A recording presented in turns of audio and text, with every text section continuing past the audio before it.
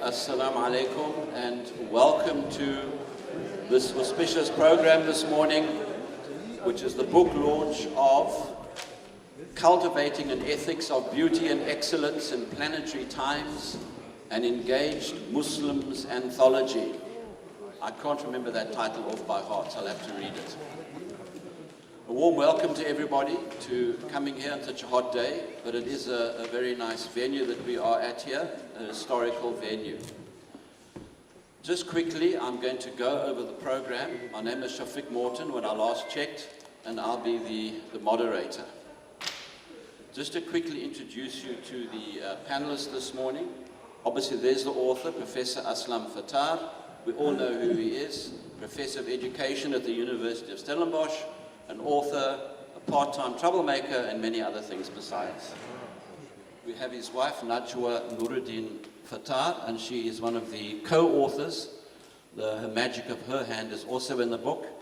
We have Abdur-Daiyaan Petersen, who is a well-known local historian. I won't say troublemaker yet, he's too young for that. So welcome to this occasion. It's also hosted by Awqaf South Africa, and this book is the latest in the Leaders and Legacies project, which is a project of publishing literature that informs, uplifts, and educates, and also focuses on important personalities within our community and without. I'm going to do the commercial before we do everything else. If you want to purchase the book, you can do it here. There is a machine at the table over there.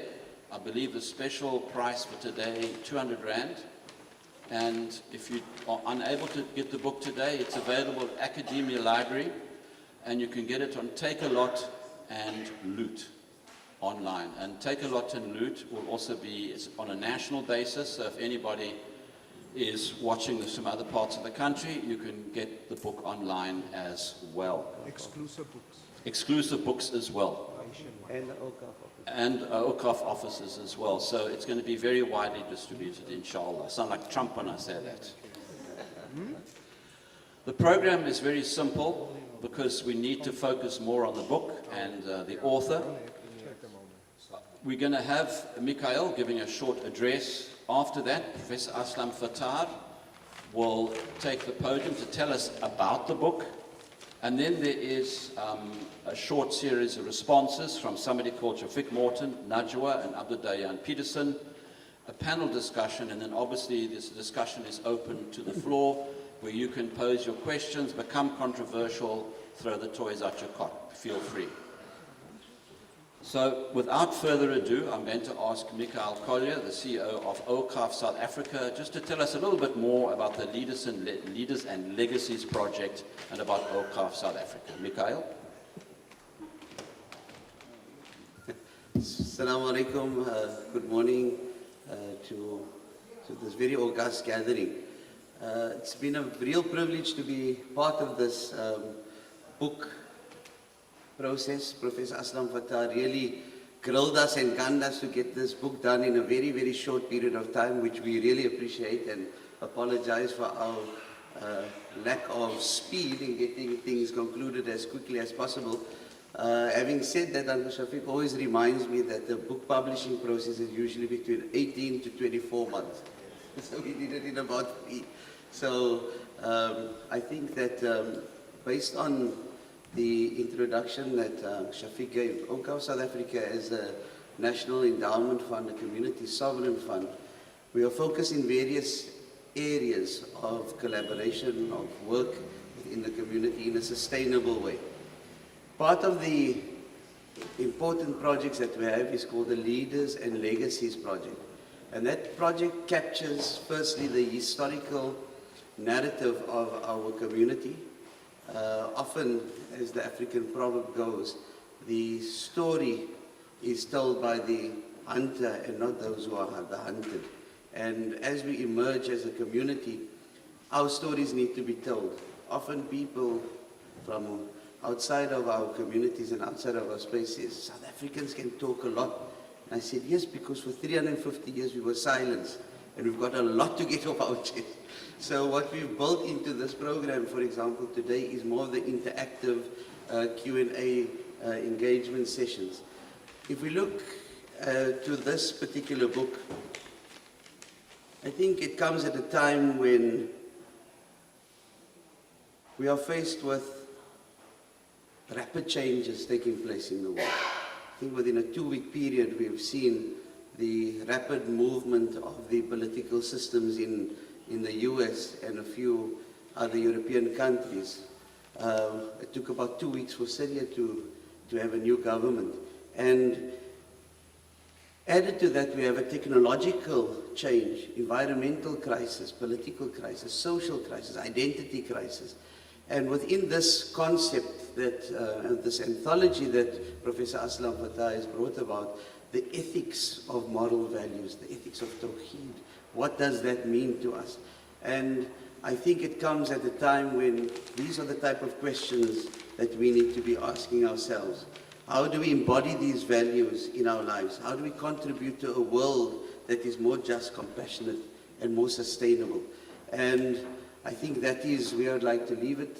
And just to spur on this engagement, drop some flags, drop some hints for us to ponder as we continue this morning's proceedings. And let's engage with this text. Let's commit ourselves to ensuring that we develop a society that is based on the ethics, moral ethics, justice, and values. Once again, congratulations to Professor Aslam Fataar, as well as his wife for this very seminal work, and we really appreciate it. And thank you for coming to Awqaf South Africa to assist you with it.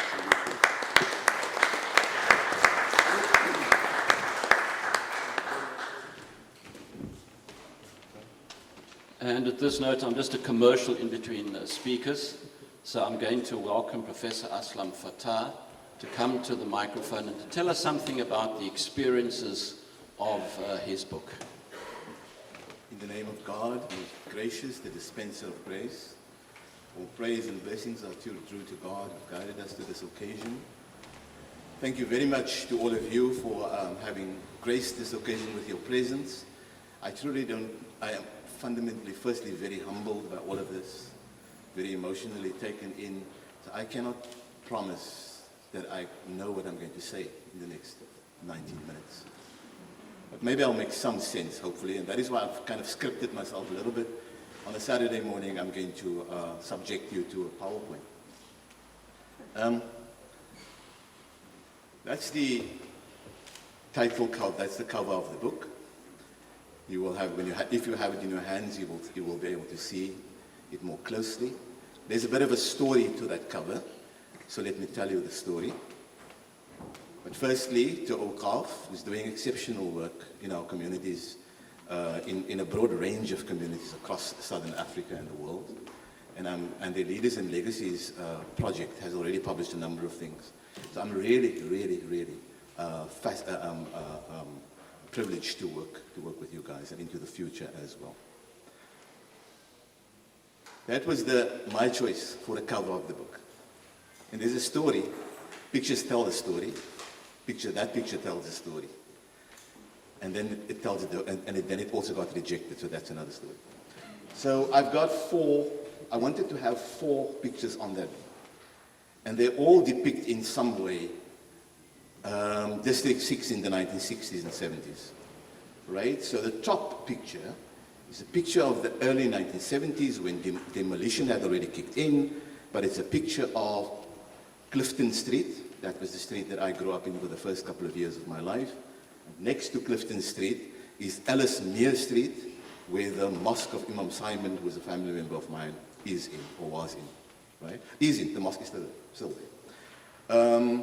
So I wanted that picture because it captured the convivial life that people in that community lived in the context of forced removal. That's forced removal going on right there, right? In the bottom left, you have a picture of a Sabosh Friday evening celebration outside of the Tennyson Masjid in Salt River.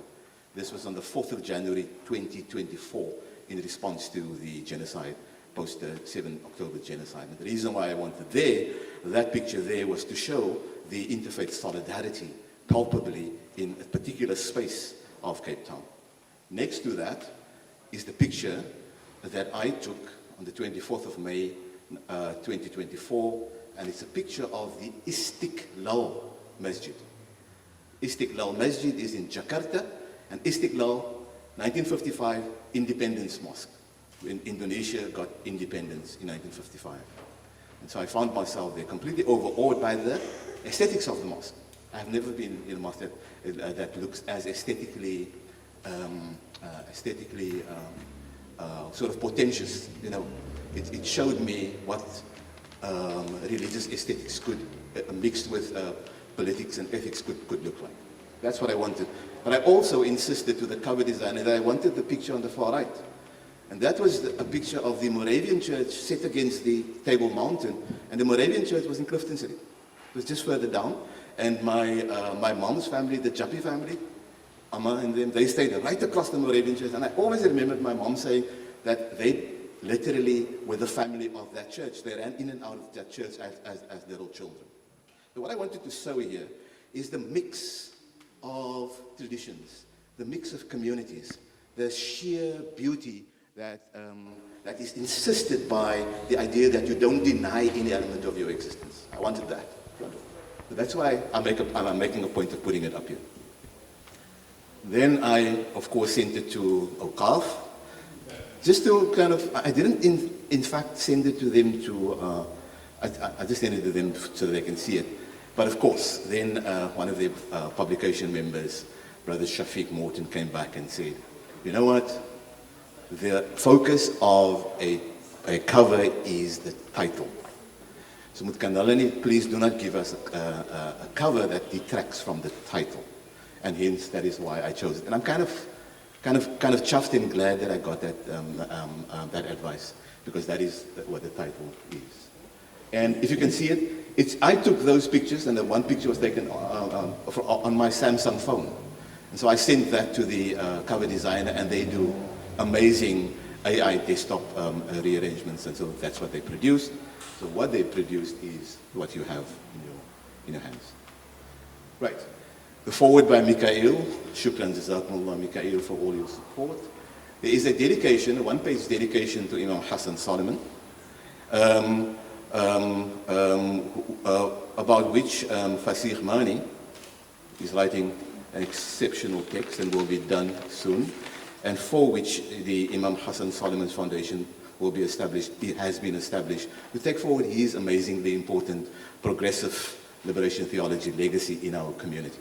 And then at the back you'll see 14 commendations, overblown number of commendations. You've never seen that before, but it was my attempt to be inclusive, and some of you who've made contributions to that commendations are here currently today. So thank you very much for it.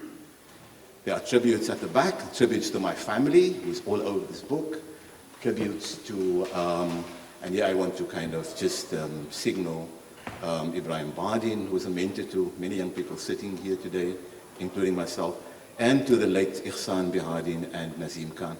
So we were part of a circle of friends who meet every 6 weeks, and I remember one day we met at the Newport Cafe, when we read stuff, and then we meet, and then we talk about what we've read, about 6 of us, and one day we sat in that cafe for 12 hours, talking from 8 o'clock to 8 o'clock. And this is the point that I'm making. I think it's Mikhail maybe alluded to our need to speak.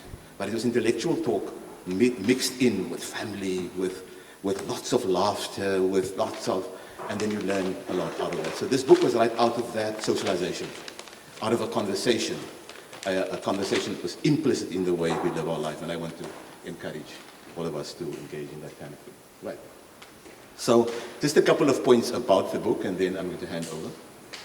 Colleagues, I start off by saying that what runs through this book is a sense that you have to work with your history, a sense that you have to actively seek for and encounter your genealogy and your kinship. So it's not just about who your great-great-great-grandfather was, but also the arrangements by which communities like ourselves lived, grew up, got our consciousness from, and so on and so forth. In my case, there's a very good friend of ours, Professor Sadiq Mutala, engineering, and he uses a mix of methodologies, engineering, GIS, stories, to map where you come from So he's got a project in District 6. So he was able to map exactly through all those kind of information, GIS information, exactly where I was born. Because I was born in a house at Adam Street, in the house of my aunt, Auntie Baby, where my parents stayed for 6 months. And Adam Street is exactly 300 meters away from this building in District 6. And it is in front of a building where Najwa worked, and it's a car park now. So I literally can stand on the place that I was born. And it's a mix of modern methodologies that was able to do that. So that is part of the methodological purpose. Then we moved to Clifton Street, also through Sadiq Motala's methodology. I knew exactly. You could pinpoint me and we could draw a little line around our house and we could see the rooms. In fact, the foundation of the rooms are still there, and so on and so forth. And then we moved to Grassy Park, where I spent the biggest part of my entire life. A glorious Grassy Park upbringing. Point is that is kind of my recent history. It is my history, but there's a deeper history, yeah? And the deeper history is about, let's center this, it's about indigeneity. And it's about localization, right? It is about how we emerge out of the indigenous experience, indigenous population of this particular country. And I center that centrally in my story, hopefully you in your stories as well. Because that is a marginalized story, and we've got to kind of make work about centering that more palpably.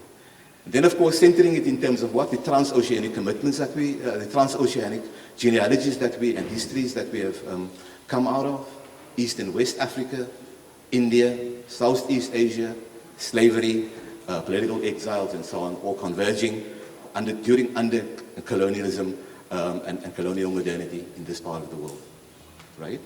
And so one of the founding fathers of the community, Imam Abdullah bin Qadi Abdul Salam, about whom we have some direct ancestry in this building. I'm not going to call you out, okay, but there's about 6 or 7, right? 5th generation, 6th generation ancestry. When he came here in 1780, he described Cape Town as a Darul Huzn and a Darul La'an. MashaAllah, Sheikh. Welcome, MashaAllah. MashaAllah, Sheikh. Darul Huzn and a Darul La'an. And Darul Huzn is an abode of sorrow, an abode of trauma, an abode of depression. Darul La'an, it's an accursed abode. That is when he arrived here. He wrote this in his kitabs and so on. But that was just the kind of the existential context that they found here when they came here as political exiles, and then many slaves and so on. And that is the text and the context that didn't bind them to a particular script, because they brought with them certain intellectual, certain spiritual, certain religious, certain social resources from whence they came. These people had deep history, right? They had deep intellectual traditions that they brought with. And despite framing it as a place of sorrow and a cursed place, they then went on to establish vital life. And so that is one of the key issues that runs through this book: the ability to, in relation to the life that you are mired in under colonialism, which is supposed to kind of strangle you and accord you a third and a fourth rate humanity. You use that as a text to establish your utter humanness. I'll say something about Palestinian life and African life later, right? So that is the point here. The point is how we establish life, right? In Islam, the maxim is that you have to protect life by all means, right? You can't get involved in activity that will lead directly and indirectly to the loss of life, to the lack of, and so on and so forth. That is a maxim right here. Just a little bit about my own genealogy. So I know my paternal genealogy of my mother and my father's side until the 1830s and 40s. It is the Hendricks from Swellendam, right to 6 generations. I know them all by name now, some of which Abdud Daiyaan helped me in the archives. And I know my Fataar lineage right until the 1800s, and there was a story about the Khoi woman Martha and the Irishman Arthur, which is folklore, but I actually found the birth certificate of Arthur. And I didn't find, I'm not able to find anything for Martha. How ridiculous is that? How terrible is that? That's colonialism right there, right? And then for every generation. But on my mother's side, I know nothing. absolutely nothing. Jappi, I only knew my grandmother, and my father, and her husband, sorry, she was a Somerset husband, Jappi, I know absolutely. So I've got work to do, right? I've got work to do in finding that genealogy. But the question that I'm hoping Abdur-Daiyaan will make us think about is, why are we interested in genealogy and kinship? What purpose is that in? And maybe I can give you a clue about that later. So what is my methodology? Colleagues, I have always given myself the permission to write, the permission to narrate, the permission to tell stories. So the first thing that runs through the book is life, living life, given your constraints, flourishing. And the second one is stories. Complexity of stories, telling stories, opening up stories and sharing them, working through those stories, developing a community that tells stories to each other, that allows them to see themselves and allows them to move through those stories, to engage with the hardship and the trauma that attends to those stories, and to develop structures in our lives, structures of compassion that is able to allow us to mediate how we live our lives in relation to the stories and moving through the traumatic dimensions of those stories into conviviality, into coming into our own existence. So I've given me permission to narrate. I have my first draft, my first book is a book of essays that I wrote over a 25-year period that I have. This book I have available for you if you want it for 100 rand. Saeed will be selling that, and this book, as I say, is available for 200 rand. So I have these two copies. But why am I saying that, permission to write? I think that, or permission to tell stories, it's a skill that we have to teach each other. We have a heck of a lot of stories. So I've joined this group called the Power Works, and the number of stories that I've already picked up just in walking on a Thursday and on a Sunday with people for 2 hours is absolutely amazing. There's a book of stories coming out, sort of related indirectly or semi-directly to that, written by Omar Iso on the rugby legends and their stories. It's just amazing. Why stories? Hopefully that will become clear at the very end. What were my intellectual influences, my peer networks, my tea and coffee circles, and so on and so forth? I'm always in conversation with someone, right? And when I go to, and the conversation that people like ourselves who are invested in our Islamic religion, our believers are in, is that you are, every week you've got to go to Jumu'ah, right? And in Jumu'ah you listen to the khutbah. So I have developed for myself an appreciative methodology for listening to the Jumu'ah. So when you're listening to the Jumu'ah khutbah, that Jumu'ah khutbah has a particular purpose, and the person who presents the sermon speak about that purpose, and then you get informed by it, you get given a particular Quranic verse, a hadith, and so on. And then sometimes the story is nicely coherent, and sometimes it's not. But the methodology is always a generous one to say, if it's not coherent, what is being communicated? And then you can always go home. So it is always about appreciating every moment. So I've always had conversations with people. And the conversations, these are some of the people whom I read. Reading is at the basis of all of this. And South African interlocutors that we've had this conversation. Just, I'm not AI averse, I'm not technology averse. I'm reasonably instrumental in my use of AI, reasonably okay. Not brilliant, but YouTube is my friend. YouTube lectures are my friend. So what I do is I identify lectures, I identify podcasts, and I literally sit down and I take notes and I learn from them and so on and so forth. I mean, I came across, Sheikh, you'll know, a book on Ilm al-Kalam by Sherman Jackson.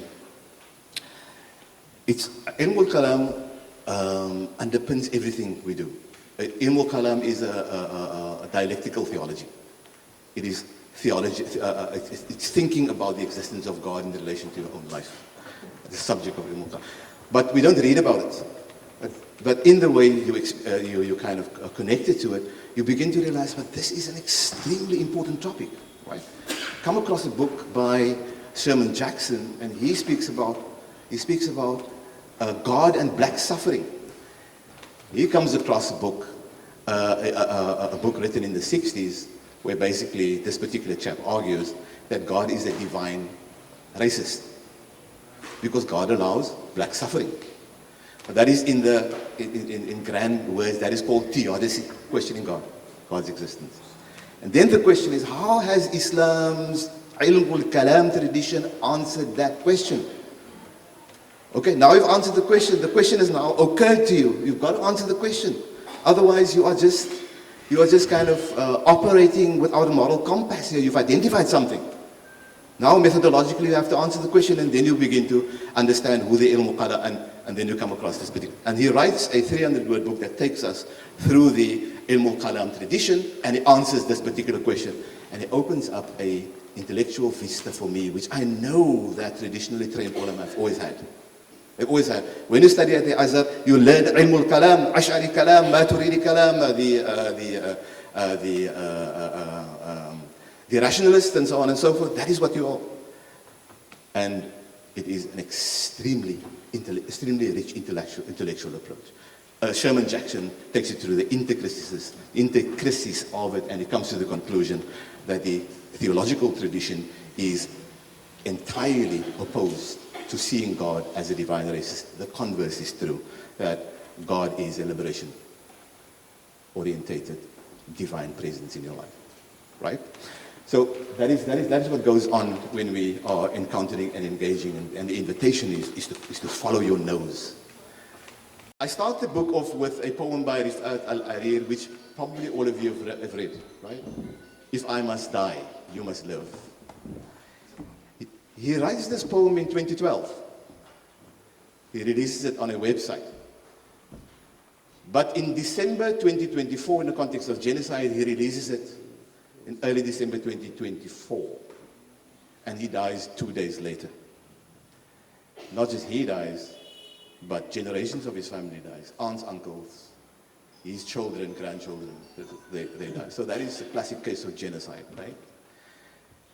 But why is this poem so important? Because it compels us to confront life. It compels us to confront life, even as in death. So you go to your concepts, and because that is what academics do, and people speak about necropolitical life. Life as if dead. Achille Mbembe, brilliant Achille Mbembe. Life as if dead. Therein is life. That is what Achille Mbembe puts on the table. But the Kalam tradition suggests to you that death is the context for life. Why? Because what modernity has constructed a sense of our life absent of the termination of that life. The calculability of life, the perfectibility of life, data, health, wellness, a regime of looking after ourselves. We are doing this oblivious to and cut off from the fact that we are going to die. The Islamic tradition, if you really understand it well, insists that you factor in at every moment of your existence, which is really a challenge, death. Not the fact of the fact of you dying, but actually at every moment is a moment in which you have to imbue with an awareness of the end of death. And it is such a contrast to modernity that thinks that you will live forever. And hypermodernity is the context in which we're in now, the calculability. I mean, these guys, Elon Musk and so on, in terms of their AI arrangements, they have no conception of accountability in death. Absolutely no conception. So, and we, as moderns, in a sense also, bought into that, perhaps not consciously, but in our behavior and our circle and so on and so forth. We've also kind of, and what Rifat al-Arir invites us to is to bring death back into the picture. Is to bring that death back into the picture of life. And so that, in a sense, is the answer to this kind of a book, to the argument that I'm trying to kind of make in this particular book, is that we are living inside of modernity, we are framed by it, we live in relation to it, and yet we've got to develop a critique of it and a kind of a personal and a political and an ethical stance that brings life in its fullness, and death in its fullness back into the picture. The Palestinians, I'm told, they greet their children with the dictum, the ayat, inna lillahi wa inna ilayhi raji'un. So when the children go to church, when the children go to school, inna lillahi wa inna ilayhi raji'un. This is something we say, Sheikh, after you've passed away, right? And what it means is, from Allah you come, into Allah is your return, and it wishes you, and I also make an explanation of Allah yarhamhu, which is, may those who passed away, Allah be merciful to them. So it's something we say after death, right? In the Palestinian case, this living inside of death, a deathly life, is conferred onto you daily. And in a sense, that's the lesson that we learn. That is, in a sense, the nub of why the sumud, the resilience, can emerge is such a powerful inform of Palestine, and from which we have to and we ought to kind of draw inspiration as we critique these capitalist structures, these inequalities that we are now confronted, and genocide. And for 5 years, what's going to happen to us is to kind of stand firm in the onslaught that we're encountering. So I co-authored 4 essays with Najwa, and I will say something about that. But there's the one most important essay that I co-authored with her. Actually 2. The one is, the less important one, but also equally interesting, is when we lost the vote in Senate, the Gaza resolution in Senate by 10 votes. We had lobbied hectically, like a storm in a teacup, but obviously we lost it. There's shenanigans that happens and so on and so forth. And you're very despondent, storm in a teacup, but you are very despondent. And of course, Najwa was saying, let's just write an article about it. Let's write about scholastic. So these essays are real-time essays. Okay? Something happens now, then I write about it, right? And then I have to mobilize my intellectual resources and my kind of imagination and kind of my energy to kind of frame it in a particular, but they're all real-time. They're written in real time. And that is an example of how we wrote it. In 2023, October 2023, we went through the Imam Haron inquest. We all attended the Imam Haron inquest. We watched it on YouTube.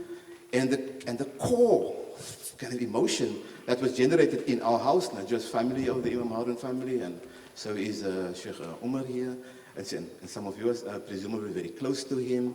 The core emotion was that we identified is the recycling of trauma.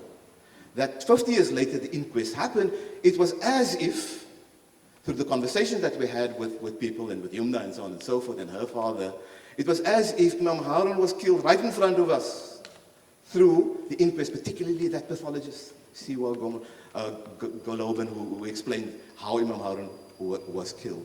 And we came to the conclusion that because that trauma, and here Pumla Gobodo Marigazela helps me, she argues that there are temporalities of trauma that when you don't interrupt it and you don't tell stories that re-narrates the Imam Haron story in a more productive way, you don't provide justice and so on, then that trauma will occur to you today as if it happened 50 years ago, as if it happened during slave time. So the question is, how do you interrupt that trauma?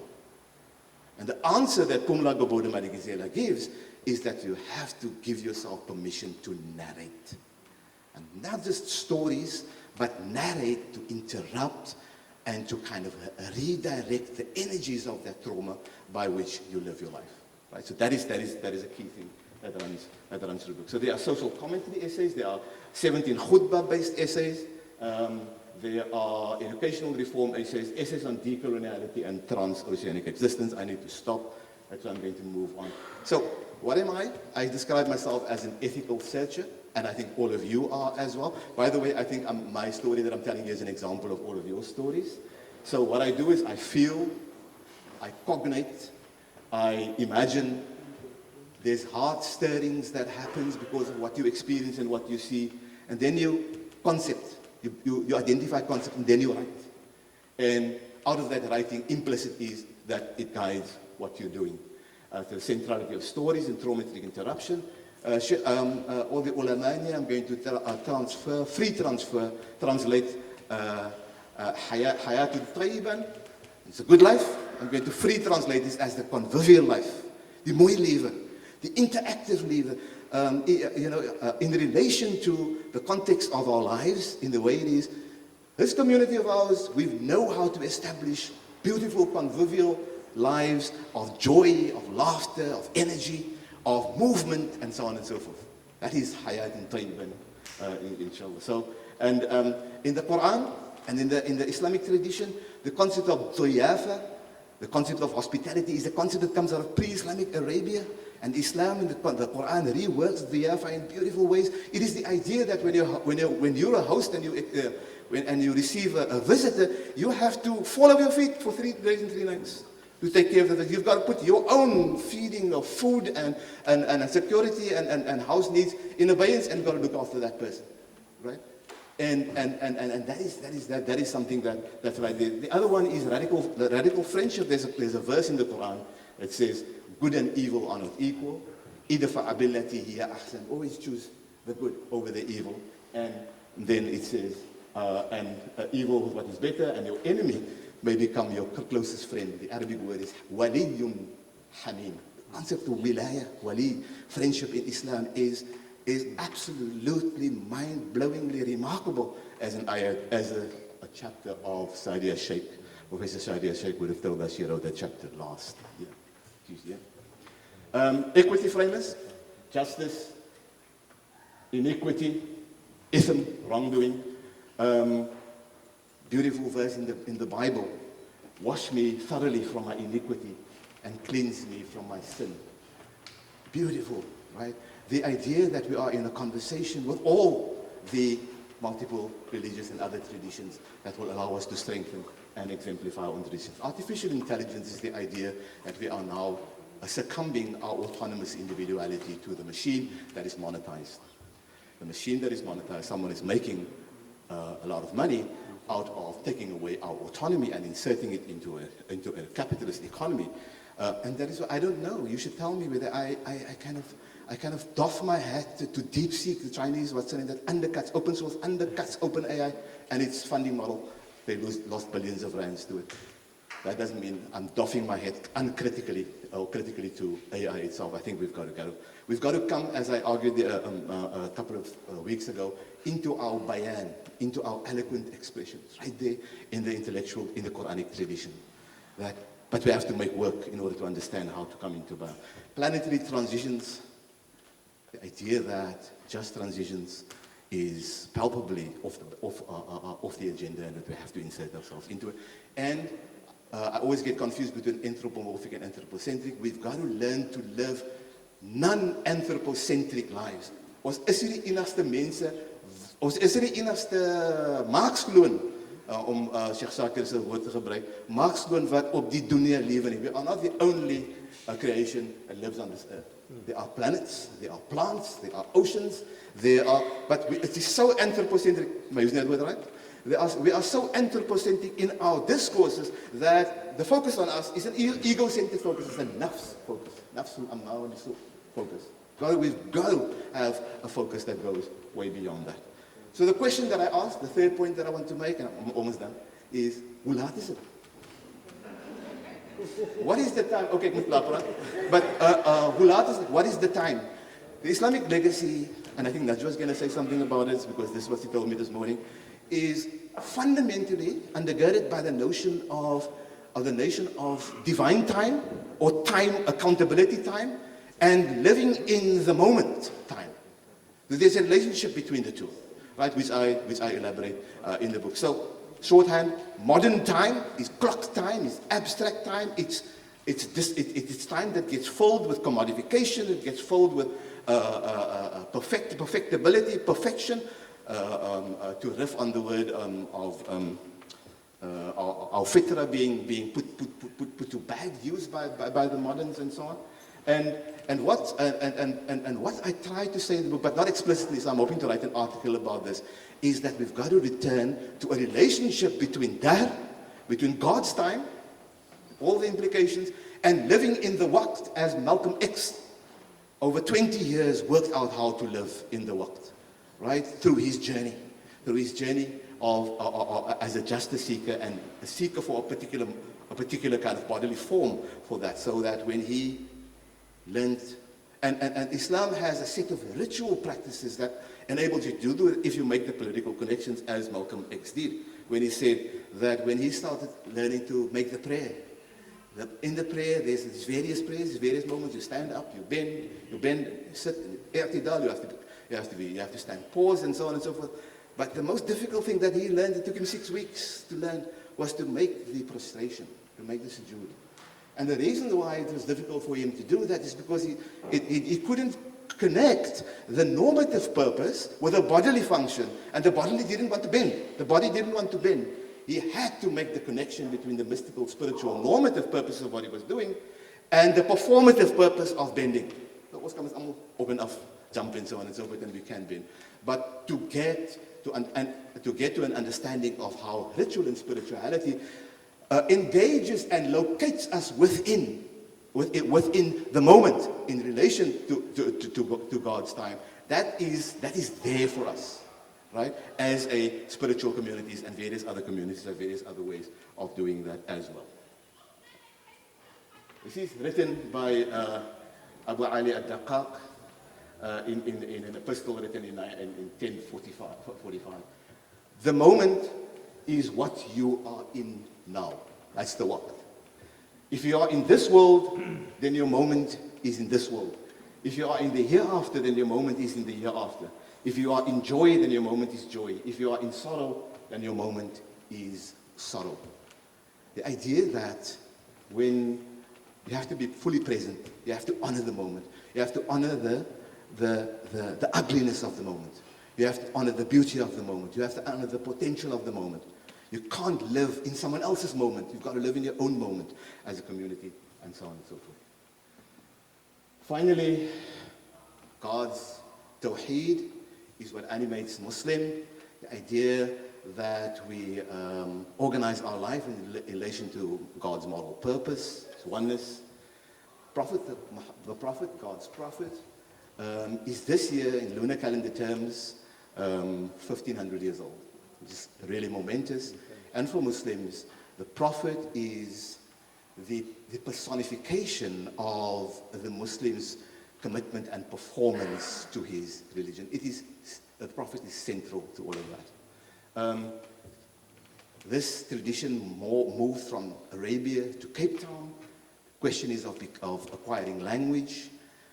In the first 100 years, the Arabs were and Islam was expanding and bringing in all kinds of into the Islamic discourse.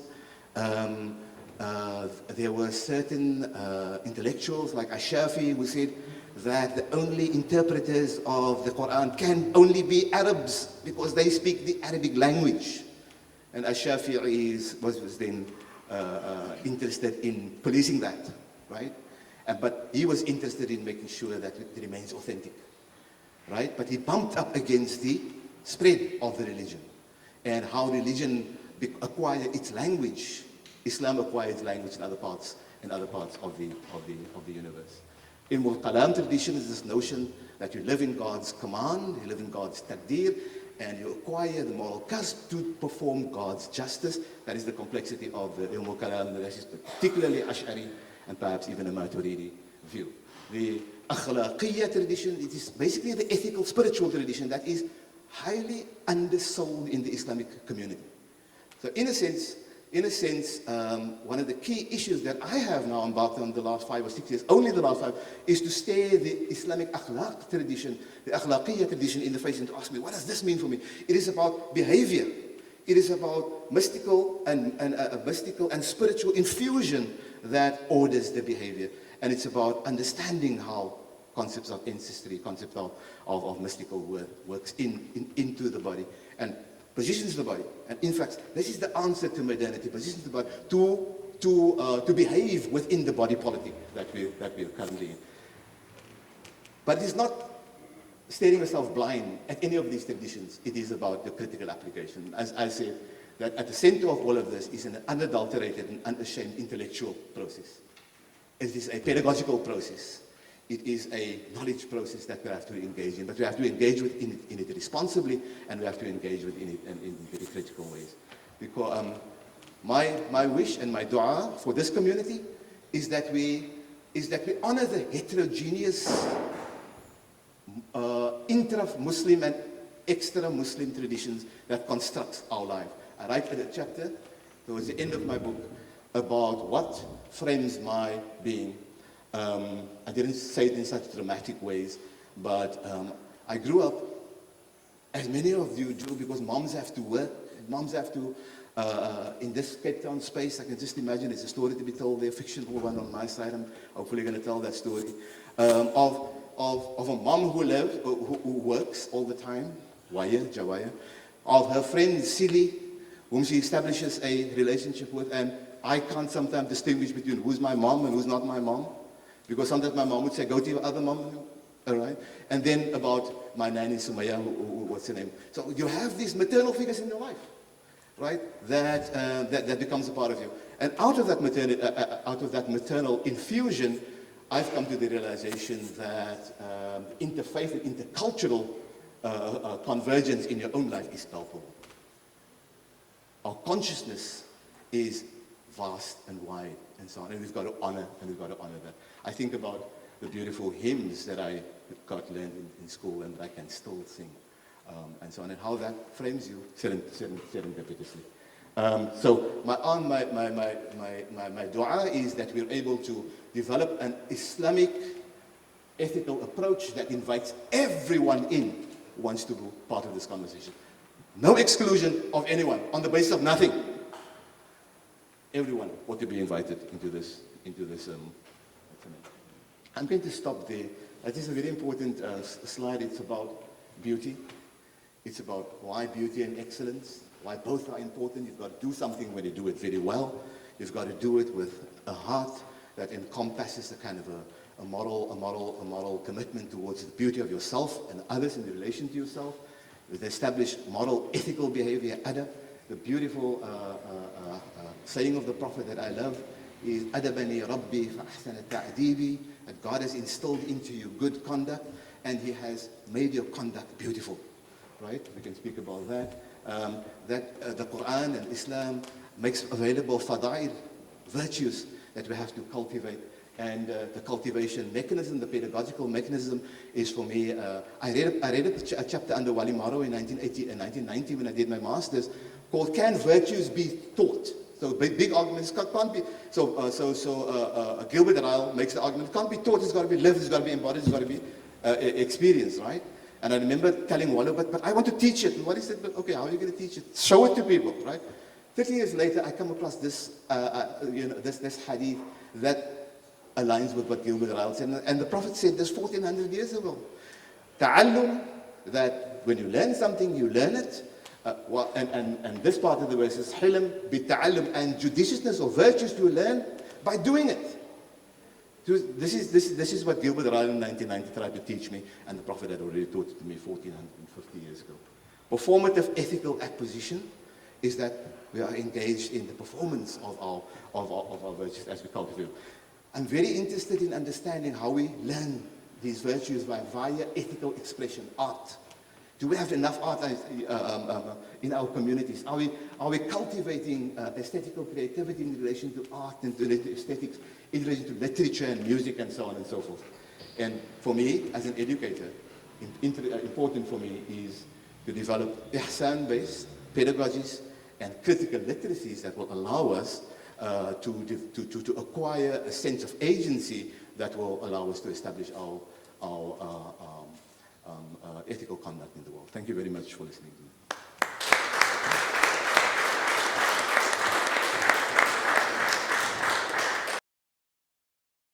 For that, I'll let you go on because it's your book. Not going to fight with that one.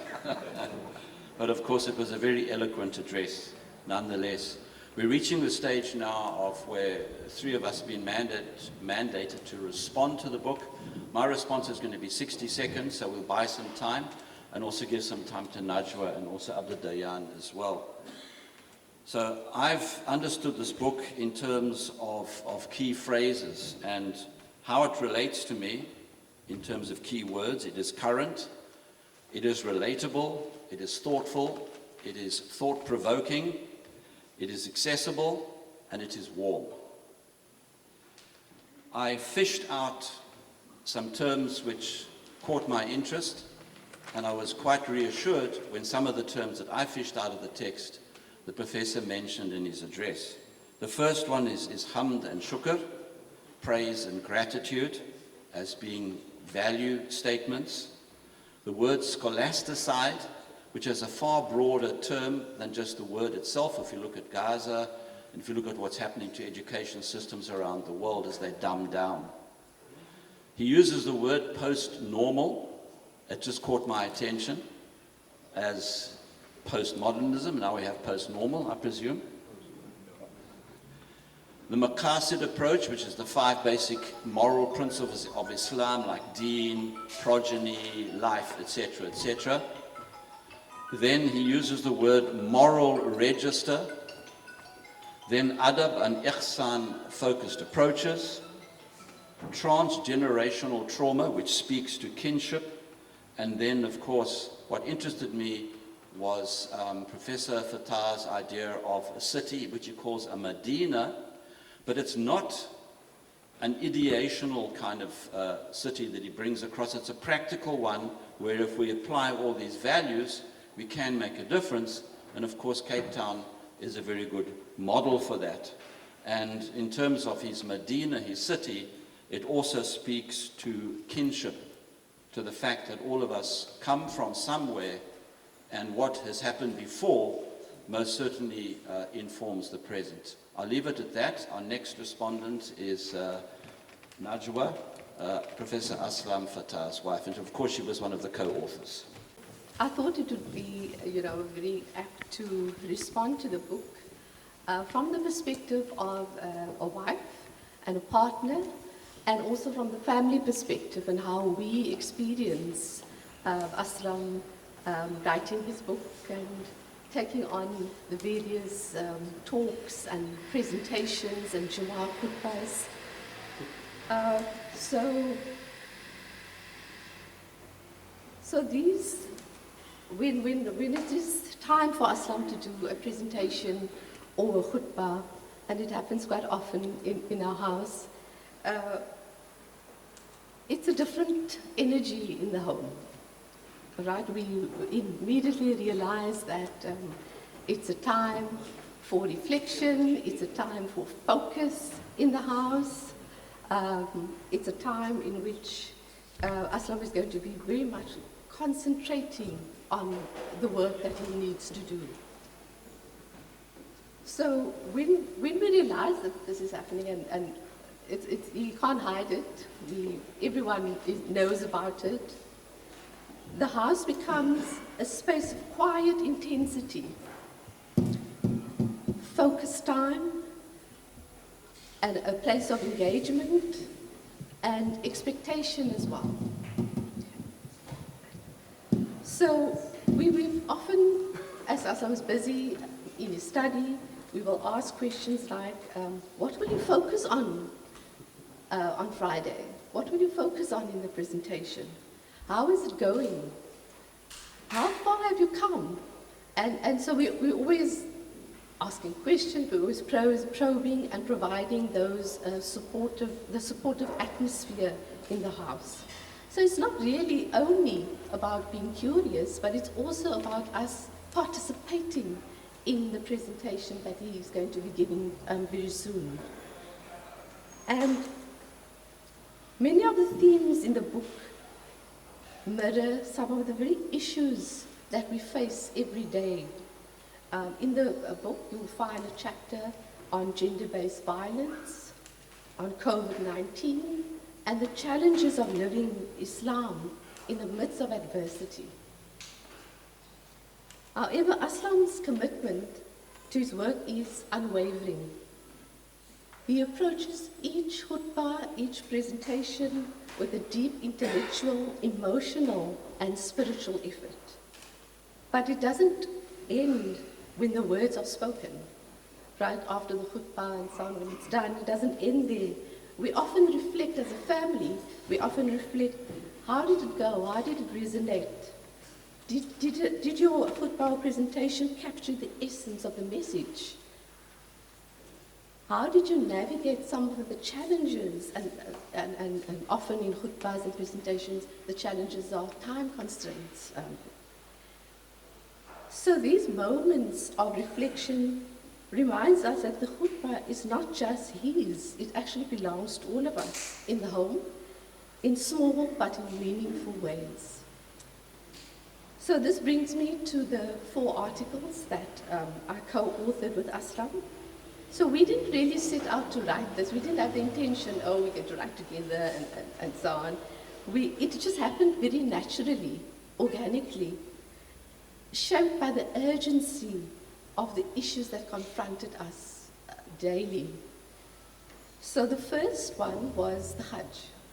So we performed a Hajj in 2022, and it was a very deeply spiritual experience for both of us. We were both struck by the immense barakah and beauty of the Hajj journey. And obviously we had to put our thoughts together around that beautiful journey that we had in 2022. And then came the issue of Palestine and Gaza. We were all confronted by that and the need to speak out, the need to write something. And both of us, I'm an academic at CPUT, so our roles as academics compelled us to speak out against the destruction unfolding in Gaza and Palestine. And then thirdly, the Imam Haron inquest, as Aslam was speaking about that as well, was intensely personal to me and stirred memories of my beloved father and the trauma he endured, as well as the Claremont community endured during that time, and others as well. My dear friend Yumna Hatta, she's not here, she's in Pretoria, and I shared similar experiences in that chapter. I'm sure you read the chapter or will read that chapter. And we were both bound by the history and the pain of that moment. And then finally, the other piece, the 4th piece, was the piece on the role of the university as a public good. And that is a subject that both of us, we think about every day, the role of the university. My university is distinctly different from his university, but nevertheless, it's still the same, has the same project. And it speaks directly to our work and the greater responsibility of knowledge in society. But, and I'm going to ask Aslam to respond to this particular aspect, what truly stood out for me in the book was its relationship with time.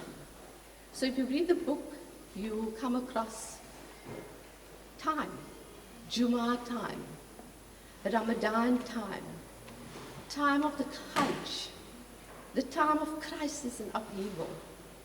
So these temporal markers define not only the themes of the book, but also our lived experiences. The Imam Haron inquest was one such moment in time, where one could argue that time froze. As we confronted the brutality of the apartheid police, we simultaneously lived in the past and in the present, and we were looking forward to the future. So the notion of linear time disappeared. Instead, time became cyclical, looping back on itself, forcing us to relive the trauma and ask how we as a community truly worked through this pain. Have we worked through this pain as a community? So these reflections are not abstract, they are lived, experienced, and carried forward. So whether khutbahs, writing, or remembrance, we remain engaged in an ongoing conversation that demands presence, accountability, and a commitment to the truth. So, with that being said, I would like Aslam to comment on the notion of time and to elaborate on that. Thank you.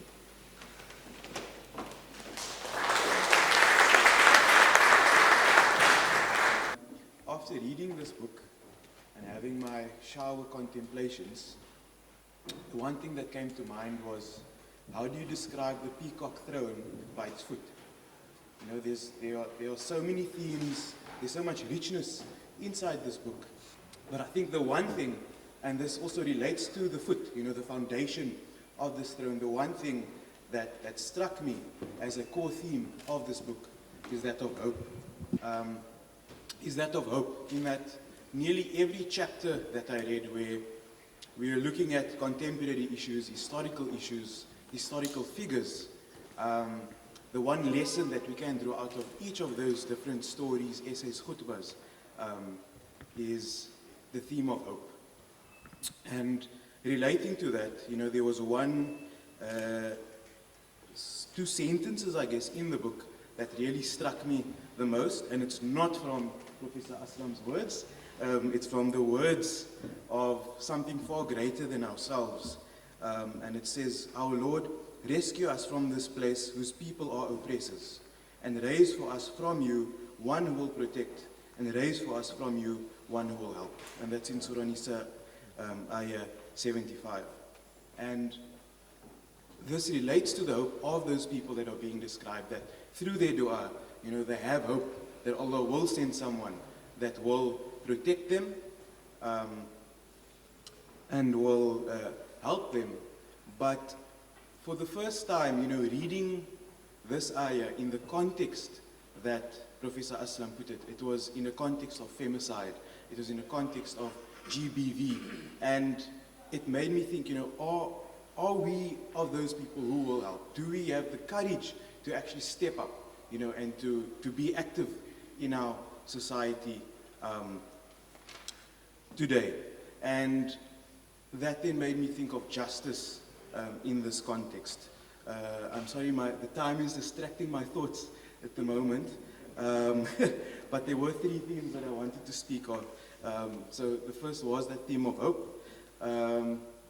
The second was the theme of youth, and I know I am diverting quite a bit, please excuse me, as well, in the context of this book, and you know, the Islamic ethic that is, you know, implored upon. And it related to another chapter, and that was on the youth. And in the issue of femicide, you know, it was titled, you know, and described with some, you know, listening, you know, and in the question of the youth, you know, it's the same question of, are we listening to the youth? You know, are we providing space for the youth? And again, you know, Professor Aslam, time and time again in the book, he refers directly to the Quran, and in this chapter of the youth, you know, Surah Kahf is referenced, and he speaks about the youth as having retreated into a cave in times where, you know, the society was not really, you know, providing them with what they needed, you know, to thrive. And, you know, specifically to the Muslim community, we're going to speak in Cape Town, we're going to speak globally as well. It has become very, as Professor says, it has become very ritualistic, and the youth aren't really given that, you know, Islamic ethos or that ethical framework with which to live anymore. And the third theme that I wanted to speak about, I know I'm jumping quite a bit, is the theme of genealogy. It was a bit difficult in that I wanted to concentrate, but there were a number of different themes. But relating to justice and relating to youth is that, you know, to do justice for the dead is hope for the living. And, you know, doing our genealogies and discovering our genealogies, genealogies of blood, genealogies of kinship, genealogies of time, genealogies of place, you know, District 6, looking at the genealogies in District 6 and then moving to another section and then moving to Grassy Park, you know, revisiting these, telling these stories and, you know, doing the justice, you know, for those that have died, the land that is dead, you know, the time that has gone. You know, it provides a sense of hope for the living, and I think particularly for the youth as well. And, you know, tying all of these three themes together, I know they seem quite separate to each other, is this issue of summer, is this issue of listening. And I think just the one question that I want to leave with all of you is, are we listening? Shukran. It strikes me quite profoundly that the people who came here to the Cape actually came with a civilization, and the colonialists have completely, it's disappeared. If you look at Tuan Guru, for example, who created the infrastructure that exists today in Cape Town. He was the person who had the ideas of khatibs, etc. It always existed in Islam, but he created the social structure under the noses of the colonialists. So it's just a profound thought that we have such deep history, all of us in this country, but it's quite sad that an old civilization that was brought here, not the Dutch, that wasn't a civilization, that was corporate raiding, but that it's disappeared. And hopefully these kind of discourses can make people aware that we are actually, we're people, we're real. So if anybody has a question or a comment, please keep them as brief as possible to enable somebody else to make a contribution. In the front, Shafiq Fataar would like to make it. بسم الله الرحمن الرحيم الحمد لله رب العالمين والصلاة والسلام على أشرف المرسلين سيدنا ونبينا ومولانا محمد وعلى آله وصحبه أجمعين رب اشرح لي صدري ويسر لي أمري واحلل عقدة من لساني يفقهوا قولي السلام عليكم ورحمة الله تعالى وبركاته. I first of all sit here from the side of the Muslim Judicial Council in awe, Professor Aslam, and I rather say Professor Aslam because die mense word as Fataar is okay, right? Een Fataar, daar is nog 'n Fataar. But Professor Aslam, why? We many times say that Allah Ta'ala has granted great ni'am to a person. وَإِن تَعُدُّ نِعْمَةَ اللَّهِ لَا تُحْصُوهَا. If we were to see the many favors that Allah Ta'ala has granted you, it's innumerable. I have also put that ayah against community. That if you were to see the great ni'am favors that Allah has granted to this community, then it's innumerable. And amongst that favors is the academics that we have, like your Honorable Self. Ek wil amper sê die man klink soos 'n imam of a sheikh of a maulana because of all the good Arabic terminologies that is come forth and so on. But the point that I want to get to is two. And that is when you speak about those who have preceded us. And I am on that. And there's an ayah for you on that. And Allah Ta'ala says, تِلْكَ أُمَّةٌ قَدْ خَلَتْ لَهَا مَا كَسَبَتْ وَلَكُمْ مَا كَسَبْتُمْ. Our people that have preceded us here in Cape Town, and allow me to repeat this for people who might have heard it already, is that our predecessors were in chains on their wrists and on their ankles here on this castle. And they must have worried, Ya Rabbi, how is Islam going to survive, seeing that Muslims were seen as Satanists and following a Satan religion. But they did not stop. That sumud that you have referred to with the Palestinians and so on is the sumud of Islam.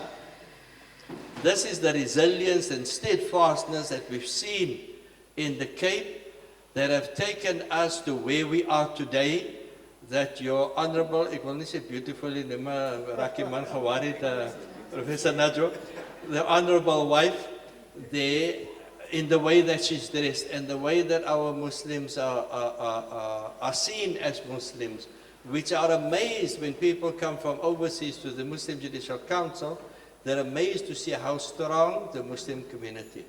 So, Alhamdulillah Rabbil Alameen, they have done their job.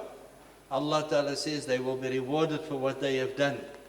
But this is our zaman, and we need people like your honorable selves, academics, that can bridge that gap between the academics and the professionals like Mikhail and Kalia and the rest of the people that are professionals, that we bridge that gap between academics and the ulama and so on. And Alhamdulillah Rabbil Alameen, that I consider a ni'mah from Allah subhanahu wa ta'ala, where your honorable self in this book is concerned. Then I want to tell Professor Aslam that amongst our genealogy, amongst our genealogy is that it traces right back to Habasha. Yeah. And everybody knows Habasha is the first migration of the Ummah to Habasha by the Nabi alayhi salatu wasalam that has come to Africa. As Imam Hassan's son, I want to thank you also on behalf of my family. We're deeply grateful for you having dedicated the book to Imam Hassan. I also have a quick question, and Abdud Daiyaan had also referred to it earlier on when he spoke. So I wanted your thoughts, on how do we, what happens after we've listened well. Shukran. Okay, let's just take two more questions and we can sort of do a triple whammy. Any other questions, comments? Right, the mic is now traveling to there. Right. No, Assalamu alaikum, and congratulations and thanks to Aslam for taking us through such a fantastic suite. From what I gather, you described the bleak landscape that we're in globally and locally, and your two solutions are narration to release the trauma, and the other is interaction, interfaith interaction. What are the prospects of that making a difference going forward? Right, one more question. Assalamu alaikum. Thank you. Thank you to all the speakers, and Aslam, thank you for this very beautiful. And I must say, I'm quite impressed with the way in which you're weaving together such various registers in the way you're responding. And that's a challenge for an academic who, when we trained and we disciplined in specific ways to be able to weave the narrative stories, the spiritually informed stories and theory into a way that's ethically engaged is a challenge. So it was very beautiful, and I'm very excited about this book. I have a very quick question. Could you maybe just reflect on why you have planetary times in your title? Thank you again. Okay, thank you very much for all of those questions. I honor all of them. Sheikh, shukran for what is now going to become the next quest for me to understand where that genealogical line comes from. As man het oor dit is, Sheikh. And shukran for reminding us about our origins. About the question of youth registers, I was kind of moving between a metaphorical expression of where young people are in relation to the older generation. And I drew on, and I have to say something about Margarita, who was sitting there, who picked up the sleight of hand with the ayat that I made. The ayat is Sam'a wa huwa shaheed. To listen, you have to listen with kind of with shaheed, with witness bearing, attentiveness. But I used the translation of Muhammad Asad. Now, Muhammad Asad is an extremely important formative influence in my life, because when I joined the Muslim Student Association and the Muslim Youth Movement, his translation of the Quran was the book that we were most comfortable listening. And he draws on Fakhruddin Razi, so they are kind of rationalists and they are storytellers. So Muhammad Asad does a storytelling understanding of the Quran as opposed to a literal understanding. And he renders it in that way, heart listening. Sam'ah wa huwa shaheed, he renders as heart listening. And Margaret Pichi just indicated to me that is a bit of a sleight of hand. But alhamdulillah. What did I want to say about that? I wanted to say that it is essentially, metaphorically, the ability not to listen is because we have not been able to encounter the fullness, spiritual, mystical, intellectual, and cognitive significance of the moment. That what has come between is that it is only provide us the cognitive understanding of the moment. But the cognitive only speaks to a certain dimension of it. It doesn't speak to the deeper, more complicated dimension of listening. That is metaphorically what I was trying to get to. And I think the Quran challenges us to listen with the heart, to listen deeper. Because that is where our senses and our agency is activated from. It is activated from our, metaphorically, from our heart, from our spirituality. That is the bargain that Islam makes on us, and to say that we are activated from the deep inner being, inner core of our being. That's metaphorically what I was getting at. Cognitively, what I was getting at is that youth registers, Nasser, is now transacted on the basis of mixed language. Not mixed as 20 years ago. Social media languages, that when you read those shorthand languages that our children use, you don't know what they're communicating. So there is a gap in understanding at that simple cognitive level, which means that they are cognating, that they are intellectualizing, that they're speaking to each other in a language that we are unable to understand and cannot penetrate. So that gets me closer to an understanding of the dilemma that we're in, right? So how do you do that? In Abdud Dayyaan's question, I framed this as the Ahl al-Kahf, the children of the cave, because they have literally decided that the world is unable to understand how we intuit, how we think, how we live. So we've got to kind of remove ourselves from the adult moral register that does not touch sides with us. So the answer to that question in a long way is to work out intellectually, cognitively, spiritually, and in the resources that we have as older people, is how do we penetrate those registers. I use fiction in one khutbah, can you believe it? You use a boy of 10 years old who writes fiction, if you read it, and I use that on the minbar to say, this boy, 10-year-old boy, he wrote a little book, beautiful book, Amr Sari, he's now about 15, 16 years old, and he writes about a book in which there are superheroes, but no parents. And so my question is, where are the parents? In that boy's mind, and I asked him about this 5 years ago, I asked him about, he says because parents do not touch sides.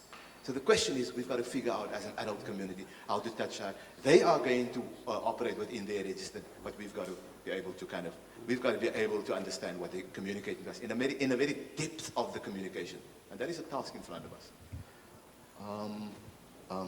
Sadia asked about planetary.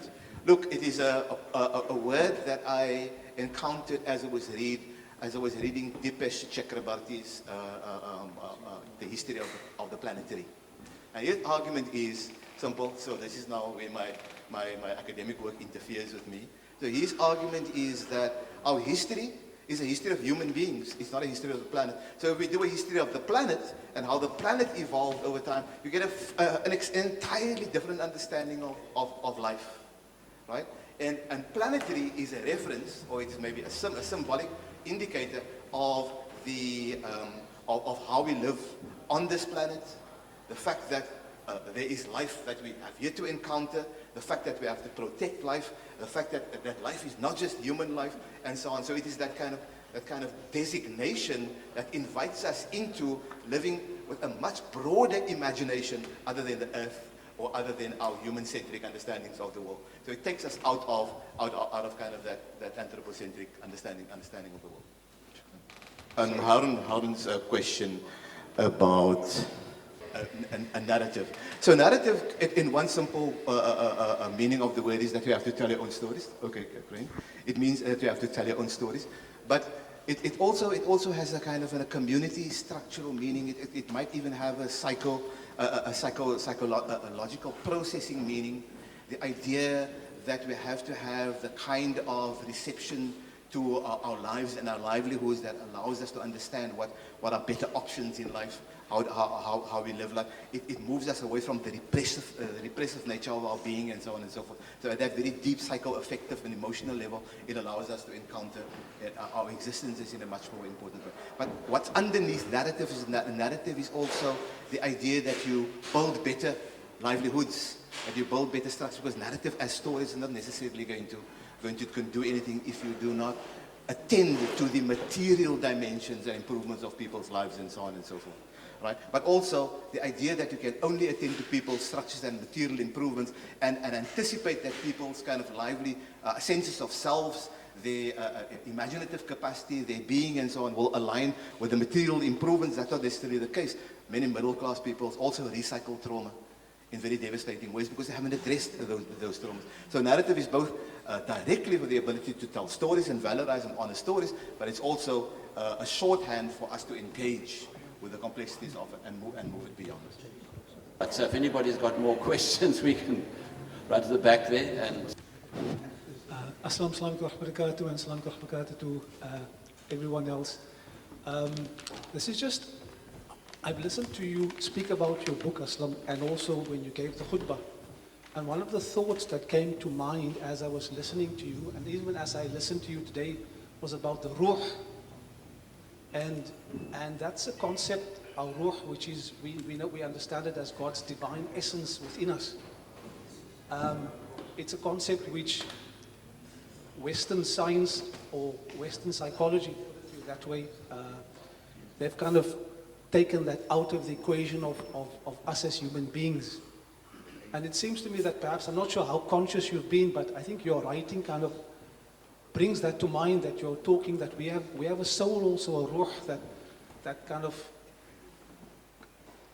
what's the word I'm trying to get to, that kind of aspires to a highness, to betterness than the kind of nafs part of us that tries to drag us down into the gutter and into kind of conflict with each other and into selfishness.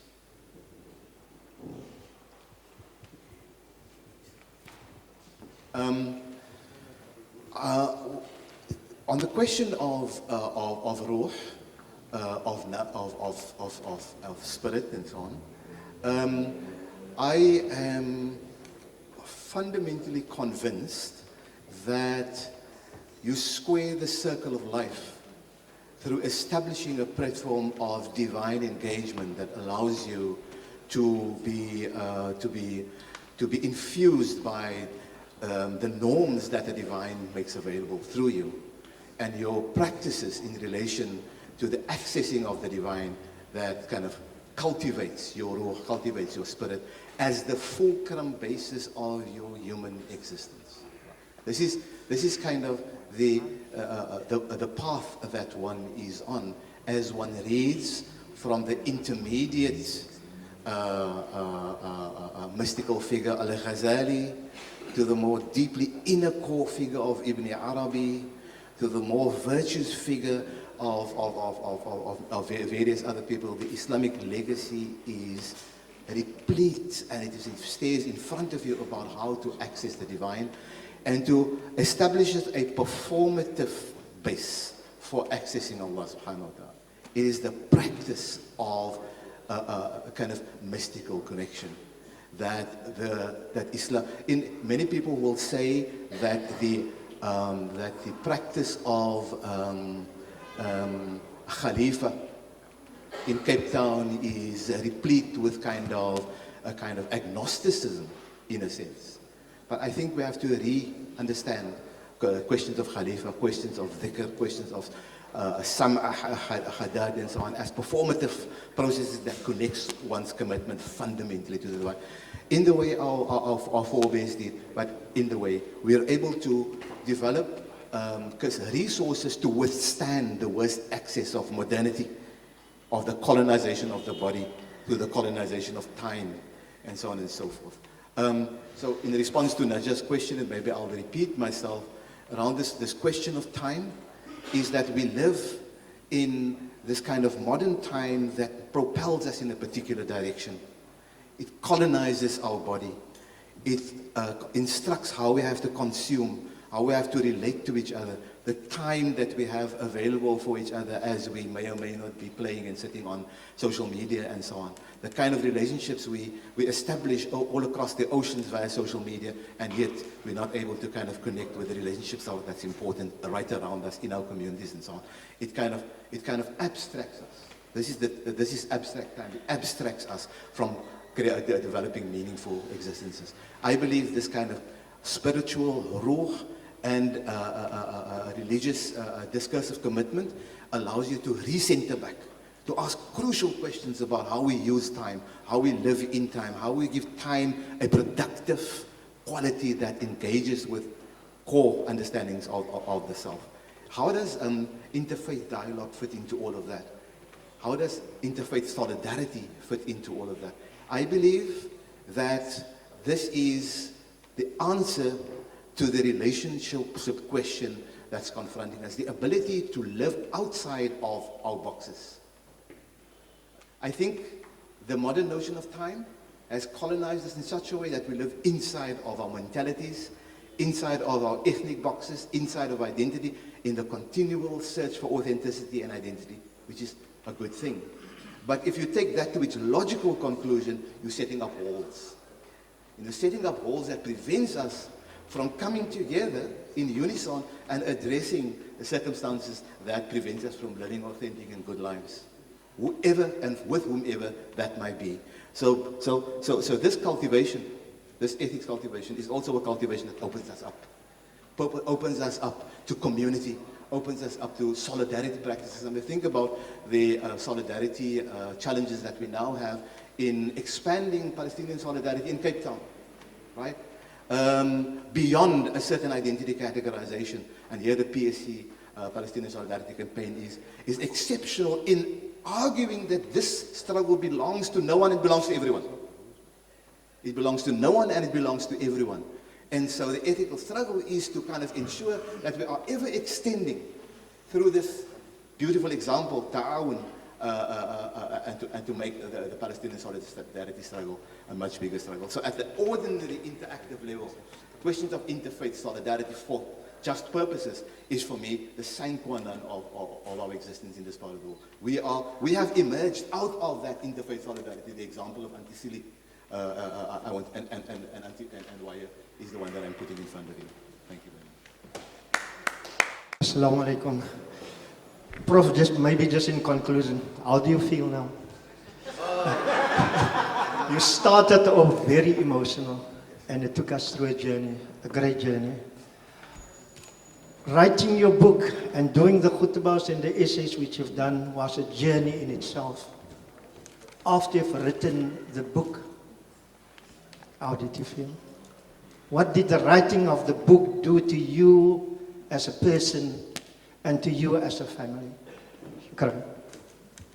I think the answer to that, Shukran, Cousin Luqman, is implicit in the question that you've asked. It's been a journey of formation, discovery, growing firmer and strongly together as a family in love and in solidarity and in clarity and so on. But it's also been a journey that has an enormous emotional toll on you. By the physical writing of the book and the putting it together, as Fasir will explain to you, is a nightmare. Because if you a mistake mark as the transliteration van die woorde doen nie. Ya salam, I must have made a couple of those mistakes. I mean, last, and aside Sheikh Ismail Karan here, let me tell you the story. There's a tawheed mistake. There was a tawheed-based mistake in the second chapter of the book where I used the preposition incorrectly to indicate that God is going to be overwhelmed by something else in order to do something, which is a category error, it's a tawheed error. And I got the last version of it, and it was just about to go to the printers, and I told Ashraf, subhanallah, stop. This book cannot be printed. Delayed the book by another 2 weeks so that I can make the tawheed mistake right. I see the trouble that you go through by writing the book. So in that sense, I say, subhanallah, alhamdulillah, I've done the book. But I want to encourage all of you to also write your own books. It's very easy. So bismillah. Yes, and Shafiq's book. Thank you very much. In fact, finishing of a book is like giving birth to barbed wire. It's the only way I can explain it. But thank you very much. And there are eats, and of course there are books to be bought, and lots of discussion to be had. Thank you very much for coming.